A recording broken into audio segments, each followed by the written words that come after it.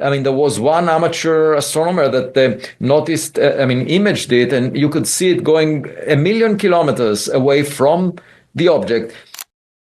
The alert hits observatories without warning. In the middle of routine tracking, a research team notices something no one expected this close to 3I Atlases fly by, a narrow, high-altitude jet firing straight toward the sun. For a moment, astronomers think it's a software glitch. Comets do not hold jets in that direction. They spray outward chaotically, collapsing and reshaping as they rotate. But this one doesn't collapse. It doesn't even flicker. Within hours, the 2-meter twin telescope in Tenerife confirms the signal. Cross-checks remove every possibility of noise or instrument error. The jet has been there for months, wobbling gently, almost rhythmically, like it is being guided. Instead of exploding with instability as the comet heats, the jet behaves with eerie discipline, shifting only a few degrees at a time, too controlled to be natural, too stable to be dismissed. Scientists inside monitoring rooms stare at plots that refuse to behave like a comet. Gas output should be chaotic. Surface vents should open and seal unpredictably, yet 3I Atlas maintains a steady, unnerving pulse. It moves as if responding to the sun, not reacting to it. And the closer it gets, the cleaner the signal becomes. Whispers begin spreading through research circles. If the jet is deliberate or regulated, then something inside the object is managing it. But that idea is too heavy to voice publicly, so astronomers stick to numbers even as their hands shake over the keyboards. This is an interstellar visitor. No one knows what rules it follows, and Earth's best observational window is slamming shut. Once it swings past, the mystery may disappear forever. As the object brightens against the dark sky, one question grows louder. If this jet isn't behaving like a natural eruption, then what comes next? And the next anomaly is already forming. The alarm does not come from a collision or an explosion. It comes from a number. Less than 8 degrees. As new calculations lock in, astronomers realize the sun-facing jet on 3Y Atlas is aligned within under 8 degrees of the object's rotation axis. In cosmic terms, this is not just rare, it is disturbing. The room goes quiet as the implication spreads. Interstellar objects are supposed to tumble. They spin unevenly, unpredictably, scarred by billions of years of travel. Precision like this is not expected. It is almost forbidden by chance alone. Harvard astronomer Avi Loeb runs the probability repeatedly, checking for mistakes. The answer does not change. The odds are roughly 0.5%, half of 1%. That means if astronomers observed hundreds of similar objects, only one should behave this way, and even that would be generous. Yet here it is, unfolding in real time, just days from its closest pass. This alignment does something critical. It allows 3I Atlas to maintain a clean separation between day and night as it swings around the sun. The jet stays on the day side. The night side stays dark. At perihelion, when heating peaks and stress should tear the structure apart, the system switches smoothly, almost gracefully. No stutter, no misfire, no violent flare. That is where expectations collapse. Without this exact alignment, the jet should behave wildly. It should flicker as rotation drags it into shadow. It should vanish, then reappear in sudden bursts. Instruments should record gaps, shutdowns, pressure spikes. Instead, the data shows continuity, a steady signal, controlled output, no chaotic surges at all. Observers begin to use careful language, but the discomfort is clear. The comet does not act surprised by the sun. It does not react like something encountering heat for the first time. It behaves as if this moment was anticipated, as if the geometry was already set long before it crossed into the inner solar system. Some researchers quietly ask whether internal structure alone can explain this. Others point out that even the most favorable natural models strain to hold together under this level of precision. The alignment is too helpful, too functional, too perfectly timed to the most dangerous phase of the encounter. The question changes tone. It is no longer what is happening. It becomes what prepared it. And just as that question takes hold, new post-perihelion data begins to arrive. Data that suggests the story does not end with alignment at all, but with something even harder to explain waiting on the other side of the sun. October 29th arrives with quiet tension, and then something goes wrong. As 3I Atlas sweeps through perihelion, brushing closer to the sun than it ever will again, scientists brace for collapse. Every model predicts the same outcome. The sun-facing jet should destabilize. Heat should overwhelm internal pressure. The anti-tail, the strange reverse plume pointing toward the sun, should weaken, flicker, or disappear entirely. This is the moment comets break their patterns, but it doesn't happen. Instead, live data shows the anti-tail still there, still sharp, still active, not fading, not fragmenting, not behaving like material that has just survived maximum solar heating. Observers double-check timestamps, calibrations, and filters. Nothing is wrong with the instruments. The signal is real, and it refuses to die. The reaction inside observatories is immediate and tense. Post-perihelion data should show chaos. Instead, it shows control.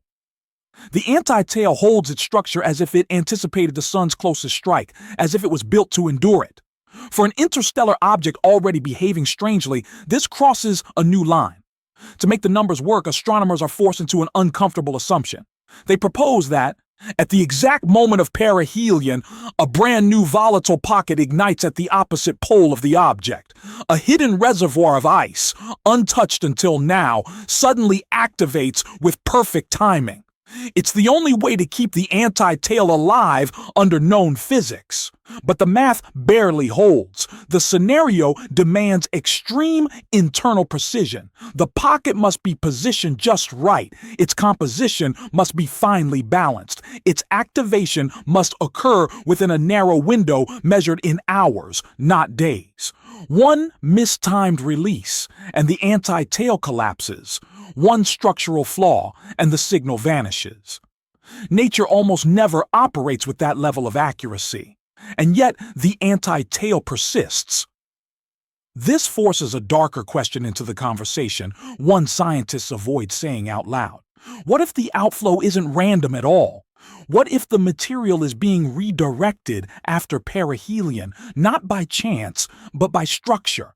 By channels, by internal regulation responding to solar conditions in real time.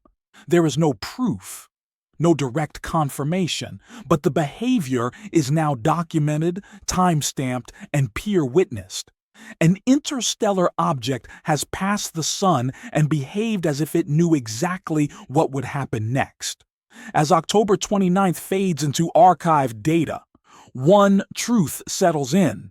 3I Atlas did not lose control at perihelion. It adjusted. And as astronomers begin overlaying this anomaly with another unsettling detail, the object's path through the solar system itself, they realize the anti-tail may not be the strangest thing it's doing. Something else lines up far too well. It doesn't drift in by chance. As updated tracking data streams in, astronomers freeze when the orbital solution tightens. 3I Atlas is not cutting through the solar system at a random angle. Its path lies almost perfectly along the planetary plane, the same flat disk where Earth, Mars, and the gas giants orbit. For an interstellar object arriving from deep space, this alignment is dangerously rare. Statisticians flag it immediately. Most interstellar visitors should slice through at steep, chaotic angles, unconcerned with the solar system's layout. But 3I Atlas doesn't slice. It glides. Its inclination is so low that updated models struggle to explain how it avoided being scattered long before now. As telescopes refine the trajectory, another unsettling pattern appears. The object passes near multiple planetary zones without sharp deflections, no violent gravitational kicks, no wild curve corrections. Its motion remains smooth, controlled, almost conservative, as if it knows exactly how close is too close. Observers expected turbulence as it crossed regions dominated by different planetary pulls. Instead, the comet behaves like a seasoned traveler. Each encounter leaves the orbit nearly untouched. The margins are tight, but never breached. That alone forces emergency recalculations across several observatories. The comparison becomes impossible to ignore. Random intruders bounce. This object threads. Its route looks less like a cosmic accident and more like a plotted corridor through a crowded system. Composition data deepens the unease. Spectroscopy confirms a carbon dioxide-rich makeup, unusual for an object that has traveled so far and stayed so coherent. CO2 should drive erratic outgassing as solar heating increases. That chaos should disrupt the orbit. But it doesn't.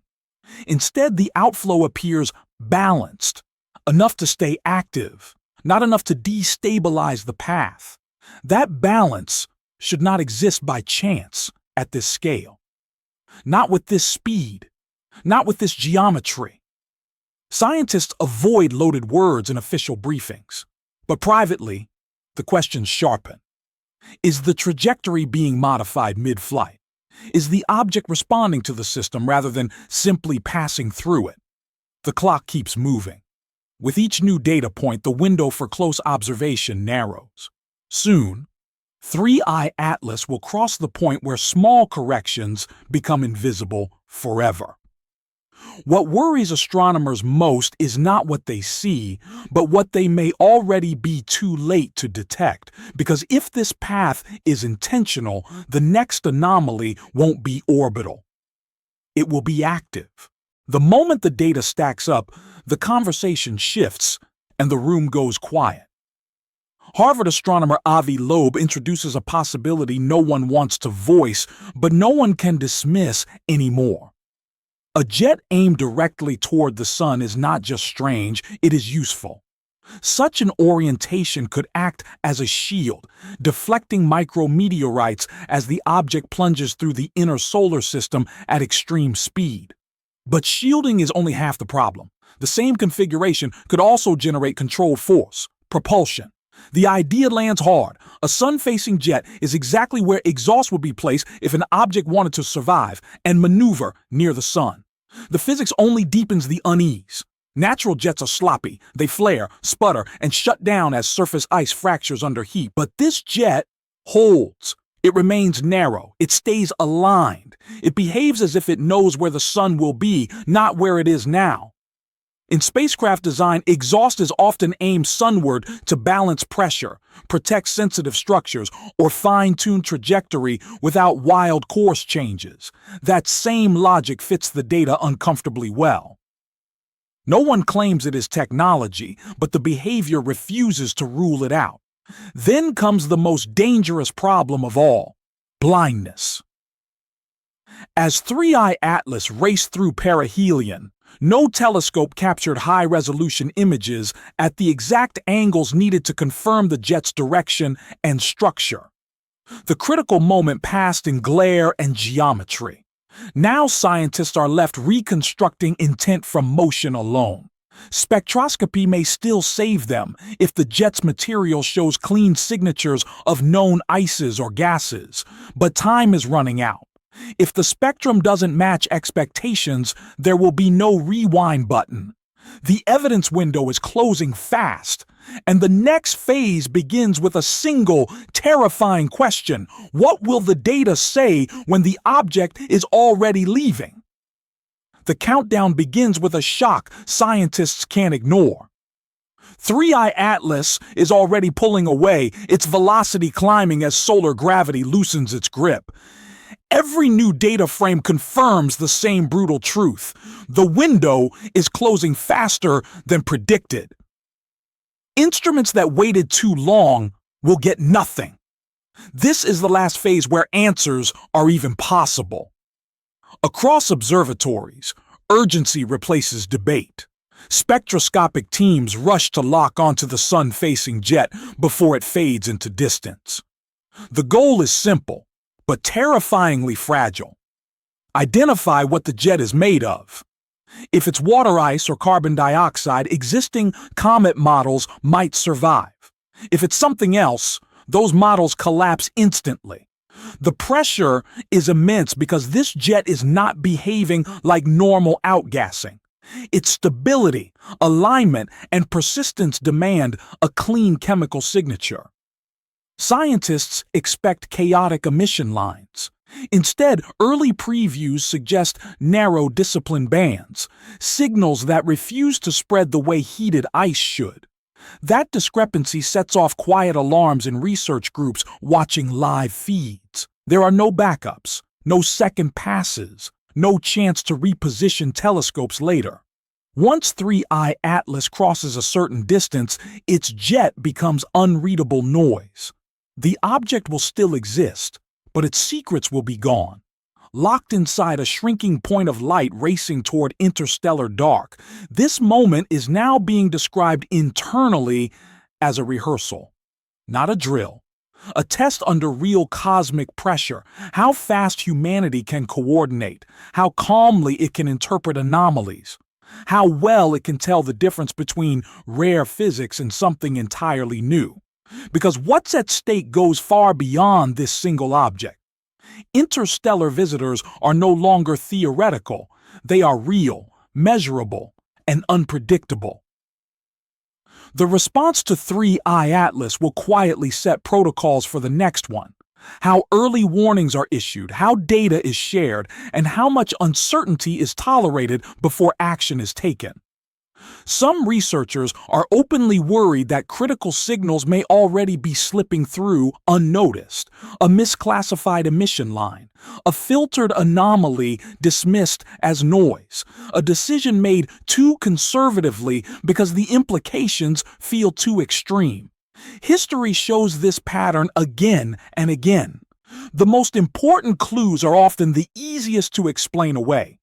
As 3I Atlas accelerates, its behavior does not relax. The jet does not collapse. The structure does not degrade. Instead, it holds, almost as if the object knows exactly when observation becomes impossible. That timing unsettles even cautious scientists who avoid speculation. If the jet's composition confirms something unexpected, there will be no time to debate it publicly. The object will already be gone. Conclusions will be drawn in hindsight, under scrutiny, with no way to verify them again. That is what makes this moment dangerous, not panic, but irreversibility. And somewhere beyond the data streams, a deeper question begins to form.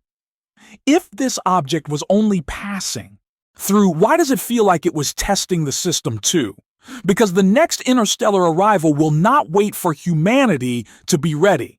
And when it comes, what scientists learn or fail to learn right now may decide whether anyone recognizes the warning signs in time.